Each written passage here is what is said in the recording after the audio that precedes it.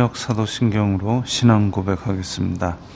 저는 전능하신 아버지 하나님 천지의 창조주를 믿습니다. 저는 그분의 유일하신 아들 우리 주 예수 그리스도를 믿습니다.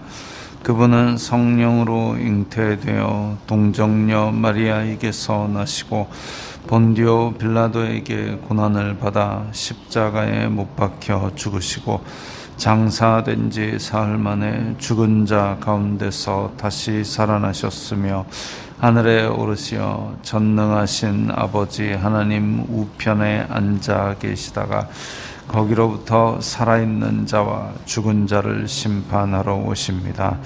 저는 성령을 믿으며 거룩한 공교회와 성도의 교제와 죄를 용서받는 것과 몸의 부활과 영생을 믿습니다. 아멘.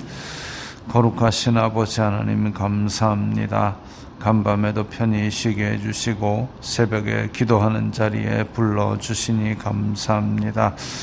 이 시간 저희들 마음 중심으로 주님 경외하게 하여 주시옵소서. 예수님 이름으로 기도드리옵나이다. 아멘. 찬송가 208장입니다.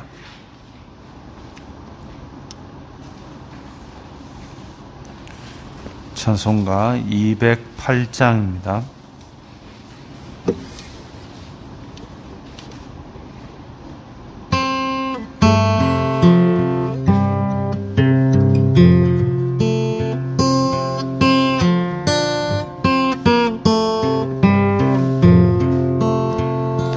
내 주의 나라와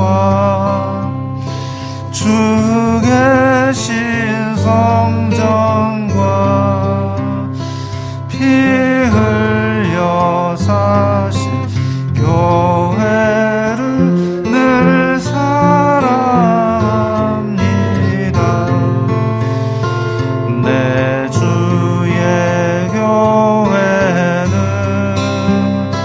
천성과 같아서 눈동자같이 아끼사 늘 보호하시네. 이 교회 위하여 눈물과 기도 내 생명 다하기까지 늘 봉사합니다. 성도의 교제와 교회의 위로와 우주와 맺은 언약을 늘 기뻐합니다. 하늘의 영광과 베푸신 은혜가 진리와 함께 영원히 시온에 넘치네.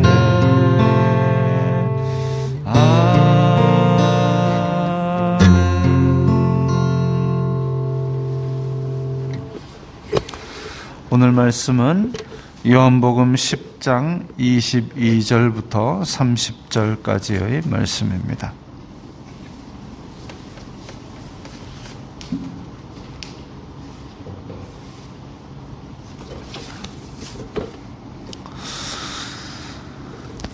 요한복음 10장 22절부터 30절까지의 말씀 함께 읽겠습니다.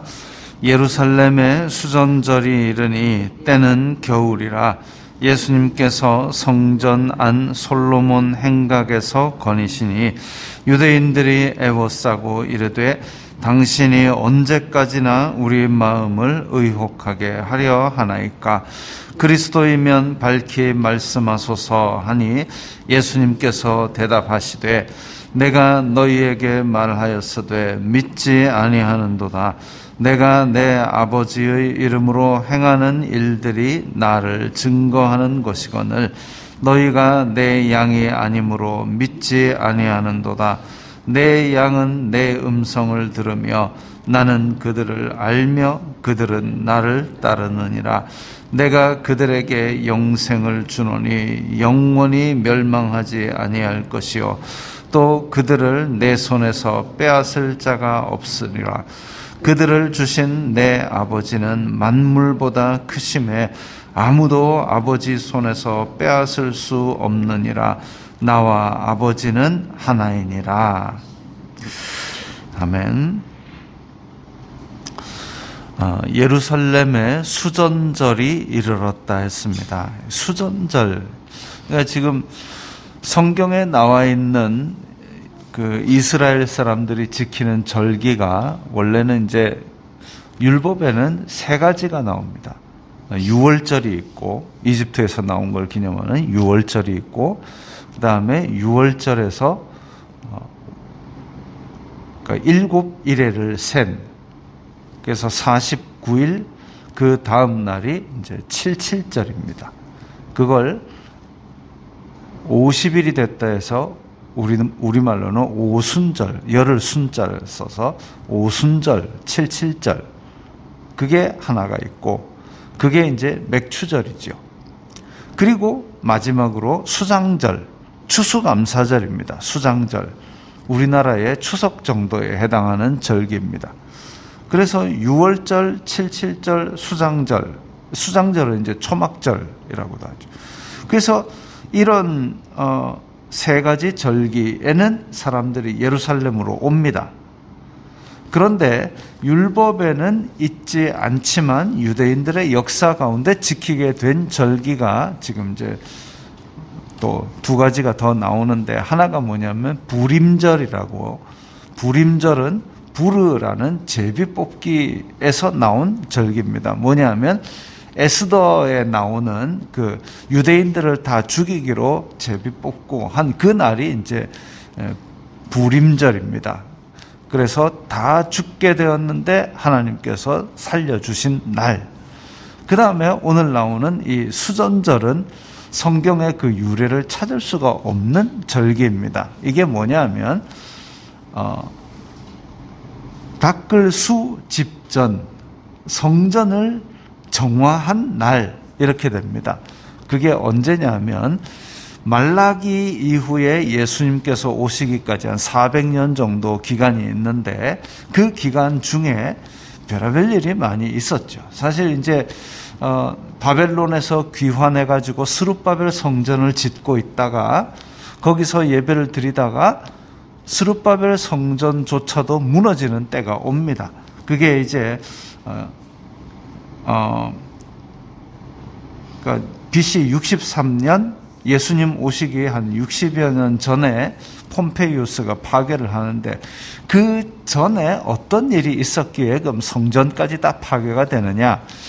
한 예수님 오시기 한 160년쯤 전에, 그러니까 예수님 오시기 160년쯤 전이면은 세계사적으로 어떠냐면은 알렉산더의 그리스가 온 그 중근동 지방을 다 지배를 하고 있을 때입니다.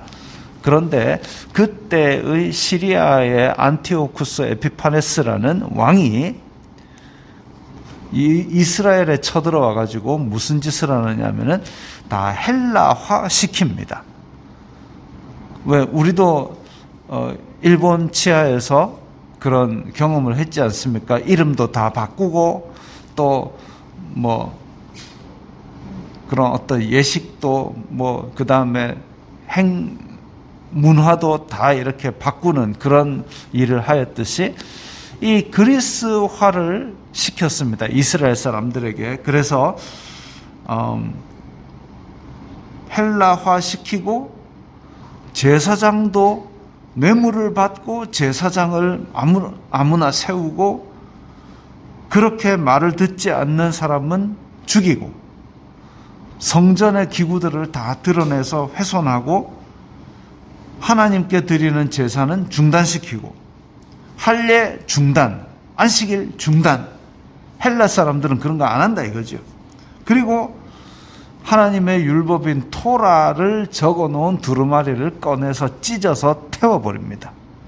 그 다음에 예루살렘 성전에는 제우스 신상을 세우고 안티오쿠스 에피파네스 자기 상을 세우고 그 앞에서 돼지 피를 뿌려가지고 제사를 지냅니다.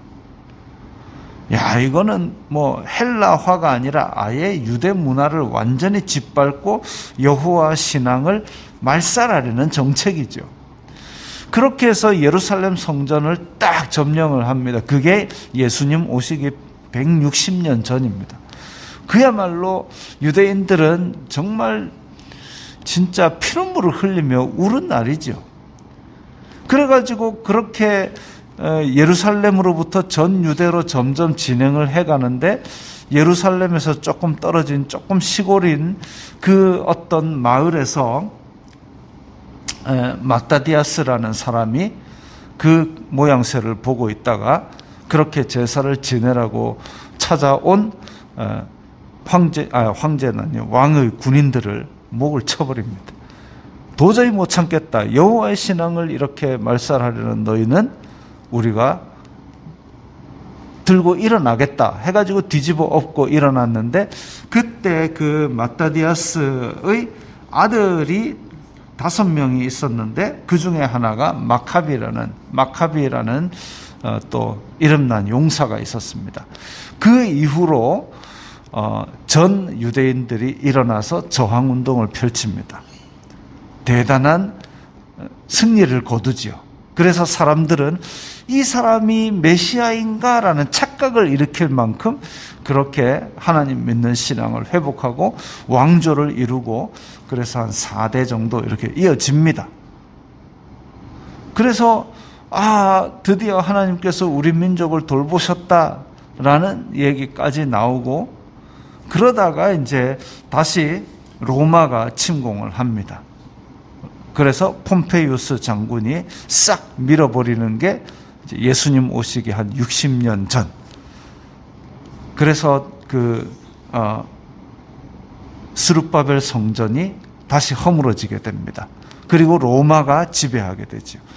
강력하게 로마가 지배하는 그 치하에 떨어진 이후에 예수님 오시기 한 20년 전쯤에 이제 로마로부터 왕권을 받아온 헤롯은 원래는 에돔 족속 사람인데 유대 사람하고 결혼을 해가지고 자기는 유대인인 양 그렇게 유대인의 환심을 사기 위해서 성전을 지어줄게 해가지고 헤롯 성전을 짓습니다. 그러니까 한 1000년, 예수님 오시기 한 1000년쯤 전에 솔로몬 성전, 그 다음에 그게 무너지고 바벨론으로 잡혀갔다 돌아와서 스룹바벨 성전을 이제 예수님 오시기 한 500년쯤 전에 짓고, 또 그러고 그것이 헐리고 나서 예수님 오시기 한 20년쯤 전부터 헤롯 성전을 짓습니다. 그게 사실 완공이 된 게 언제냐면 예수님 오신 후에 한 60년 이 정도 때 완성이 됩니다. 그러니까 한 80년을 성전을 지은 거죠. 그때 당시에 뭐 건축 기술이 얼마나 뛰어났겠습니까마는 건축술의 귀재라는 헤롯 대왕이 그래도 꽤 오랫동안 성전을 짓도록 했으니까 아마 그 시대에서는 대단한 성전이었을 겁니다. 예수님 오시기에 한 20년쯤 전부터 그렇게 성전을 지어가지고 예루살렘을 다시 회복시키고 자기의 지지 기반을 마련한 거죠. 그런 상태입니다. 그런데 지금 그게 문제가 아니라 아까 우리 그 예루살렘 근처에 있는 마따디아스가 목을 치고 다시 예루살렘을 수복하고 거기에 있던 그 돼지 피 제사 다 밀어내고 제우스 신상 다 갖다 버리고 다시 성전을 깨끗하게 정화한, 그래서 닦을 수전한 날이 바로 수전절입니다. 그게 언제냐 하면 이제 약간 우리 양력 날짜로 치면 크리스마스 조금 앞입니다. 그래서 유대인들은 이 수전절을 기념하는 크리스마스 대신에 수전절을 하누카라는 이름으로 지킵니다. 그때 당시에 그래서 여호와 하나님을 예배하는 그 예식을 지키려고 이제 성전을 다 깨끗하게 하고 들어왔는데, 그때 어떤 일이 있었냐면 성전에 들어가서 향단이 있고 떡상이 있고 이쪽에는 촛대가 있지 않습니까? 이 촛대에 붙일 그 기름, 불 붙일 기름이 하루치밖에 없었다고 합니다. 그럼 빨리 이제 기름을 만들어 가지고 태워 넣어야 되는데, 성전에 불을 계속 24시간 밝힐 수 있도록 해야 되는데, 근데 하루치밖에 없었는데 어떻게 하느냐? 그런데 그 성전의 불빛이 하루치밖에 없는 기름으로 8일 동안을 탔다고 합니다. 그래서 수전절을 기념할 때는 이 빛의 축제라는 개념도 있답니다. 그 왜 앞에서 초막절에는 물을 가지고 실로암 못에서 길어다가 성전 문 앞에 붓는 행사가 있고, 또 여인의 뜰에 큰 등대를 밝히는 그런 행사가 있었듯이 수전절에는 그렇게 집집마다 초를 밝히는데, 그때의 초를 기념하는 그 초가 이제 9개를 태웁니다. 9개를 태우는데, 왜냐하면 8일 동안 탔는데 거기에 불을 붙일 초를 1개를 더 해가지고 9개의 초를 만들어가지고 수전절 8일 동안 이렇게 이 초에 하나 불을 붙이고, 그 다음 첫째 날 하나 붙이고, 둘째 날 2개째 붙이고 해가지고 마지막 날에는 전부 초를 다 붙이는.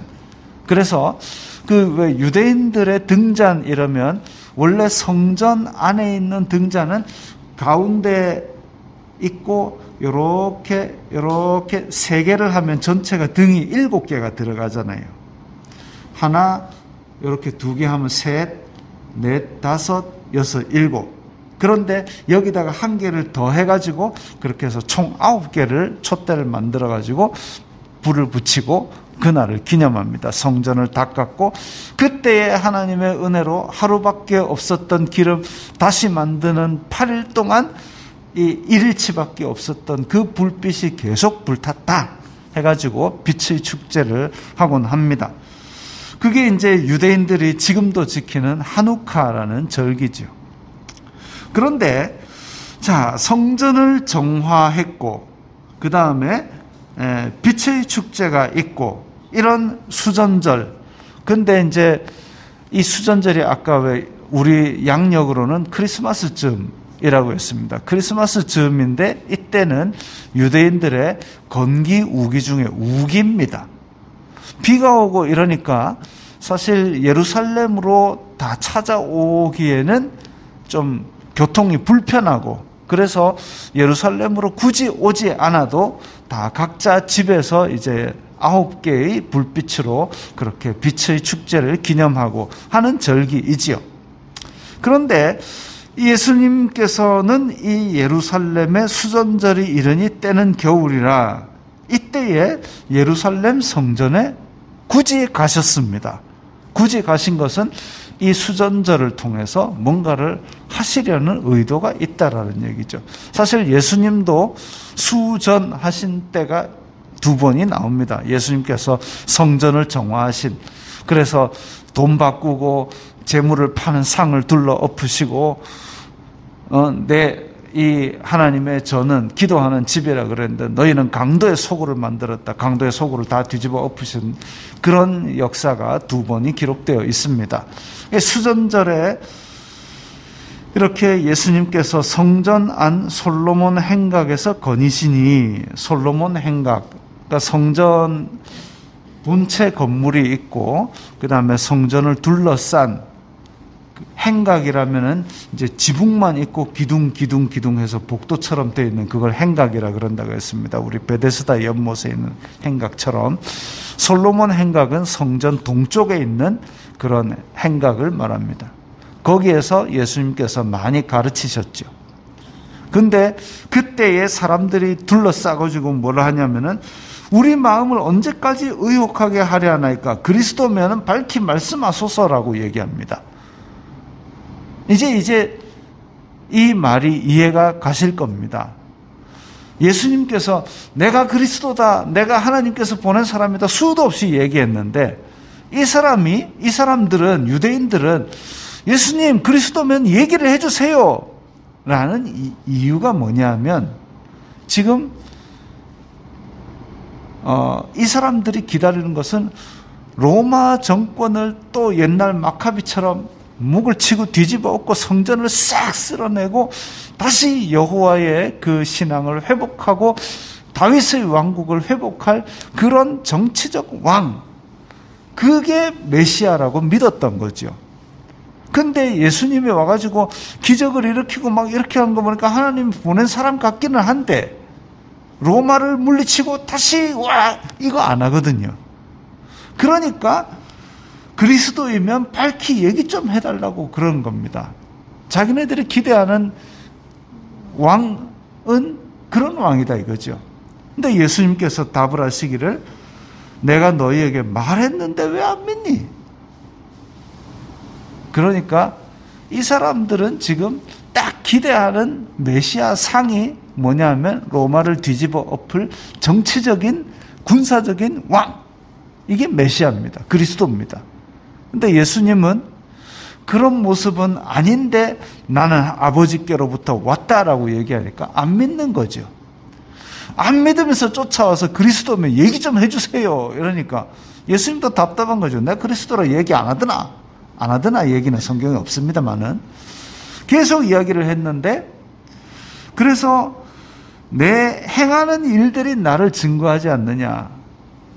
눈먼 자가 다시 보게 되고 병자가 일어나고 여호와의 은혜의 해가 선포되니까 내 하는 이 일을 보면 내가 그리스도인 줄 모르겠느냐. 이사야 예레미야가 얘기한 게 다 나한테서 이루어지고 있지 않느냐. 근데 너희가 내 양이 아니므로 믿지 않는다. 내 양은 내 말을 듣고 믿고 따르느니라. 근데 사람들은 지금 자기가 바라는 다른 상이 있으니까, 마카비 같은 영웅이 필요하니까 그 얘기를 안 듣고 안 믿고 안 따르고 있죠. 예수님을 따르는 자들에게는 영생을 주노니 영원히 멸망하지 않고 그들을 내 손에서 빼앗을 자가 없느니라. 빼앗을 자가 없느니라 라는 얘기는, 그래서 우리가 예수님을 믿는다면, 진정으로 믿는다면 하나님께서 이 믿음을 지켜주셔서 끝까지 빼앗기지 않도록 도와주시는 것이죠. 그들을 주신 내 아버지는 만물보다 크심에 아무도 아버지 손에서 빼앗을 수 없느니라. 아버지 손에서 빼앗을 만한 능력이 이 피조 세계에는 없습니다. 그렇기 때문에 하나님께서 이 세상 끝날까지 우리를 보호하고 지키시고 믿음으로 우리를 붙들어 주신다라는 것이죠. 근데 예수님을 따르면 예수님은 다르니까 그러면 예수님 사람은 뺏길 수도 있네. 아니고 나와 아버지는 하나이니라. 즉 예수님이 보기에 흠모할 만한 아무런 그런 것들이 안 보인다 할지라도 예수님을 믿고 듣고 따르면 절대로 빼앗기지 않는 그런 놀라운 생명을 주신다. 이렇게 말씀하고 있습니다.